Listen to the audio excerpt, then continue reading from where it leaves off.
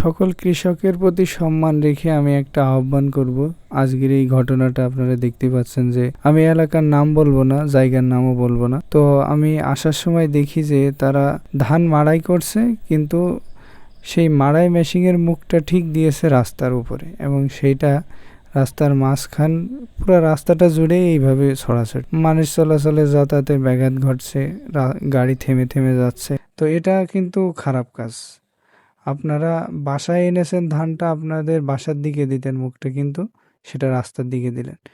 রাসূল সাল্লাল্লাহু আলাইহি সাল্লাম বলেছেন যে তো ৬০-এরও অধিক শাখা আছে, তার ভিতরে একটি শাখা হচ্ছে কি রাস্তা থেকে কষ্টদায়ক জিনিস সরিয়ে ফেলা। আর আপনারা কি করছেন?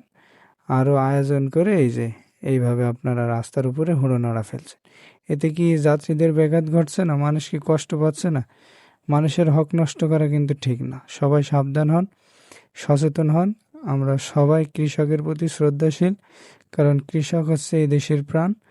তাই এমন কাজ থেকে দূরে থাকবেন। আর বর্তমানে আপনারা রাস্তায় ধান, খড় এসব দিবেন না, কারণ এর কারণে একটা অ্যাক্সিডেন্ট হলে, একটা প্রাণ ঝরে গেলে আপনি আর এর দায়ভারও নেবেন না, এর ক্ষতিপূরণ আপনি দিবেন না। এজন্য এগুলো আমরা এড়িয়ে চলব। ধন্যবাদ সবাইকে।